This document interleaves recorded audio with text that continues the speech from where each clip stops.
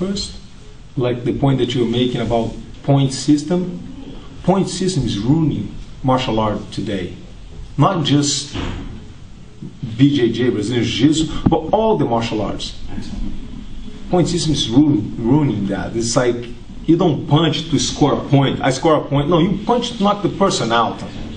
But people are so into the, okay, we gotta go to competition to go. So they are learning, they're starting to learn the opposite now. How to score a point instead of knocking the person out. To score a point. Excellent. Self-defense, man, most fight, it doesn't start like you see on TV. Are you ready? Are you ready? No, it's gonna be starting because somebody bump shoulder into you. It's like, wait, what are you looking at, man? And put their hands on you. He's gonna grab you. So not just for a female, but for the man too. They think, well, I want to train MMA. What is MMA? Like they say in America, jack of all trades, master of none. You don't go make a Xerox. You make a copy. Not a Xerox. Xerox is the name of the machine. But people say, oh, I'm going to make a copy. I'm going to go drink Starbucks. No, you're not going to drink Starbucks. You're going to go drink coffee. I want to learn MMA. You don't learn MMA. You got to learn a style. So it doesn't matter which style. You got to learn a style of self-defense. So, and that will get you ready for the streets. Like an example I always give, it's like Lyoto Machida. He comes from a karate background. Yes. But if he learned jiu-jitsu on the side, he fights on an MMA show. Vanderlei Silva comes from a Muay Thai kickboxing background. But he will choke you out if he have a chance. So it's like Nogueira comes from a jiu-jitsu background all his life. Stand up in front of him, he'll knock you out, knock your heads off your shoulder.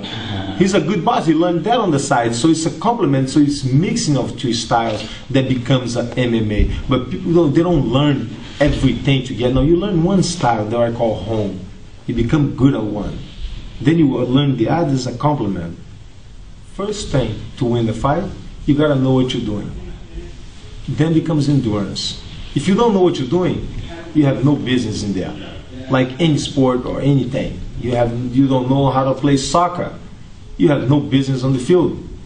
You don't know how to play basketball. Hockey. If you don't know how to play hockey, man, sorry, you have no business in there. You gotta know what you're doing. Second becomes endurance. You can have the fastest car in town. If you don't have gasoline gas inside, you're not going anywhere. So you have to have gas, you have to have endurance. Then becomes power. Then becomes the horsepower. A lot of people switch, they forget the endurance part of the game. I think the open mind that we all have is to always get in the mat, put the white belt mindset and just learn, We're sitting down, each one of us, with students every day, and we're always learning from them too. I think that this ability help us a lot to realize that not every move works for everybody.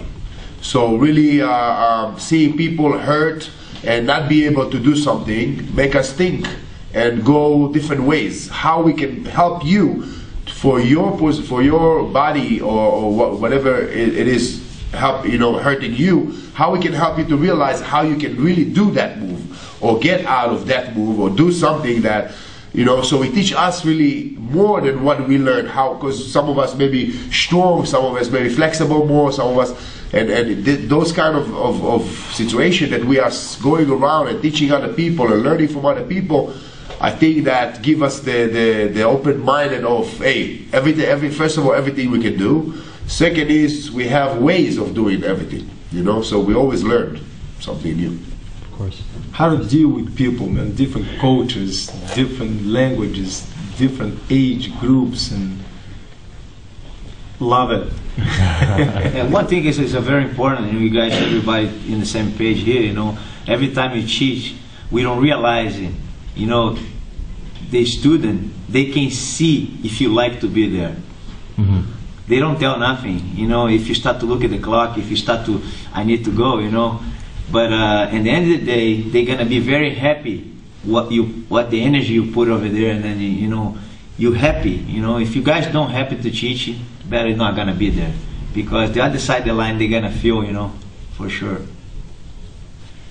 And mostly from Royler, I learned, he always say, you know, every time he starts a class, it's not his class, it's your class. You know, there's no bad questions.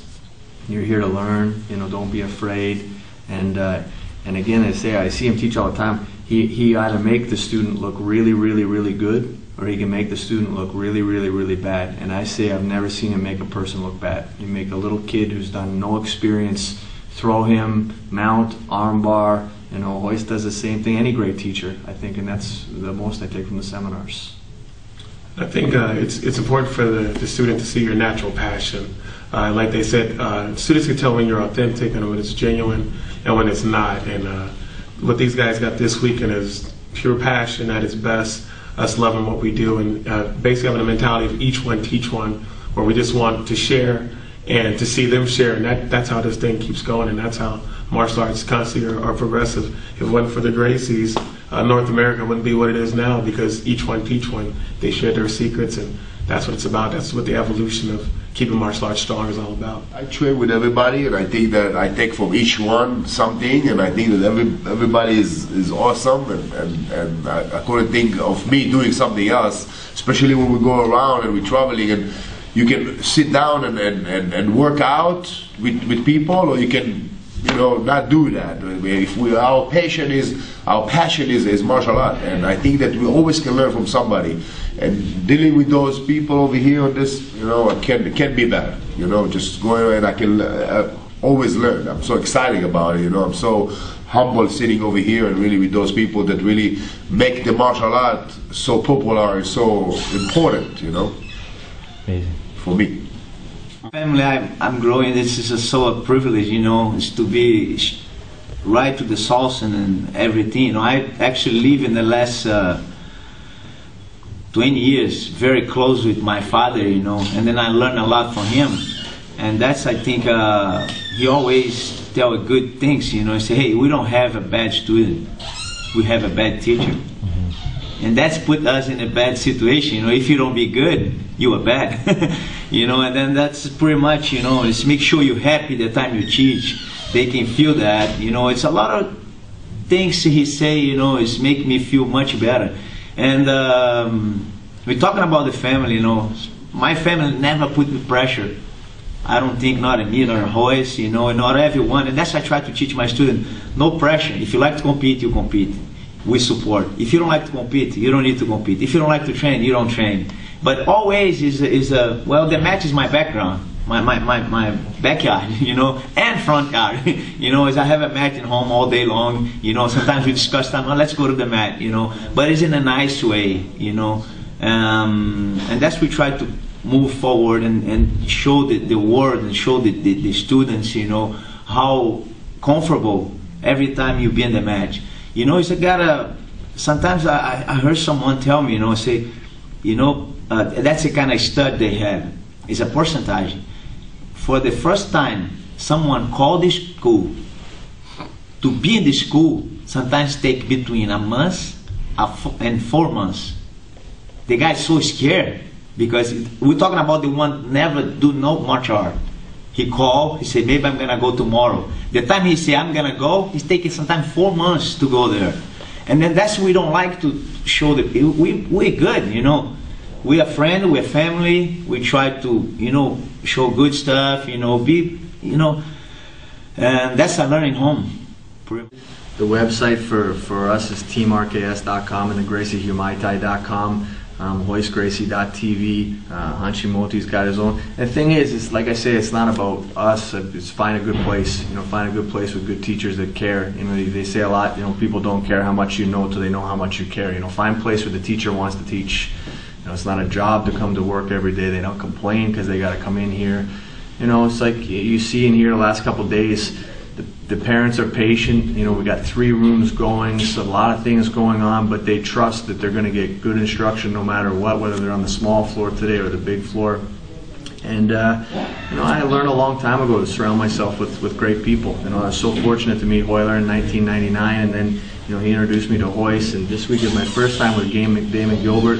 Feels amazing. Hanshi Multi and I have traveled many times together. I just think, you know, martial arts is, you know, like Royler said, if people want to do it and they find a great place to do it, that's what it's all about, you know, finding the safe environments.